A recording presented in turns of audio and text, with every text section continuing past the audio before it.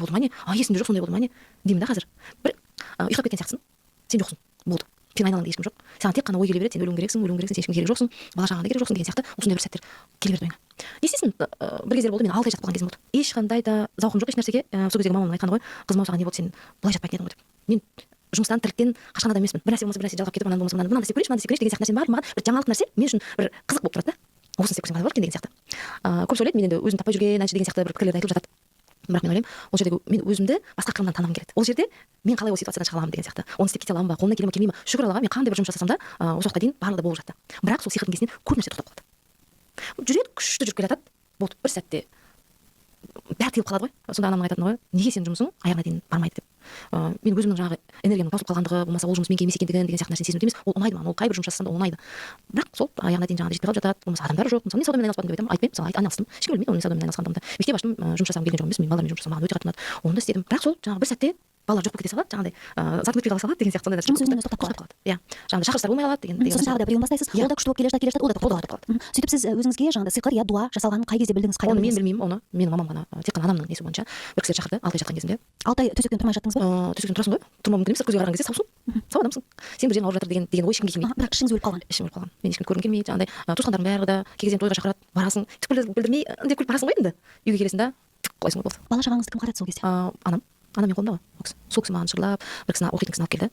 Сол кісі айтты, бұл кісі бір емес 2 сиқыр жасалған. Бір сиқыр бұрыннан жасалған. Қанша жыл бойына сіңіп кеткен бойына. Мына екінші сиқыр жасалғаннан кейін бір бұл кісі көтере алмай жатыр. Жақсылап оқу керек деді. Сол кісі жаңағыдай 6 ай жатқанның ішінде оқыды ғой мені. Денем шымырлап кетті осы сөзді айтқаныңызда. Иә. Келіп жүріп оқыды ол кісі. Содан жақсы болдыңыз ба? Алла разы болсын, жоқ, одан жақсы болған жоқ. Ол кісі айтты, маған мен шамам келмейді деді, деді. Сіз Түркияға баруыңыз керек деді. Түркияда бір кісі бар деді, осының дуаны шешетін. Мен 3-4 адамды жібердім сол жаққа деді. Сол жаққа барсаңыз, адресін барлығын, телефон нөмірін бәрін беремін. Оның үстінде үлкен қызым менің түркше өте еркін сөйлейді. Сол себептен мен үшін ол жаққа бару қатты да бір қорқыныш сезілген жоқ. Барсақ барайық дедім. Сенесің ба, мынандай нәрсе болды ғой. Енді 6 ай жұмыс жасамаған адамға ризық қайдан, ақша қайдан?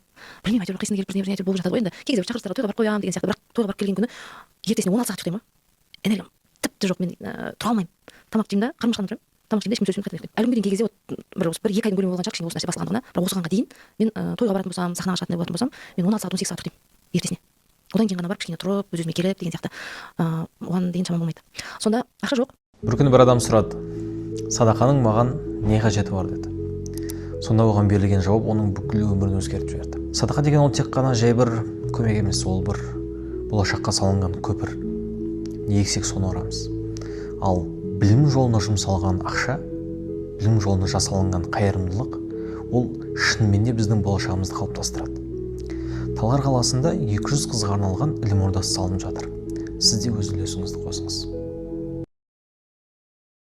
Не істеймін, кімнен аламын, кімнен сұраймын деп жүрген кезімде бір күні менің нағашы ағам, мамамның інісі ғой да, сол кісі айтады, әпке, енді ана қызбен қиналып кеттіңіз ғой. Мен енді мамам бәрін айтып отыратын болу керек енді інісіне. Сол айтады, ана қыз қиналды ғой. Сіз не қылыңызшы, енді Түркияға барамын деп едіңіз ғой. Мен ақша берейін, жылқы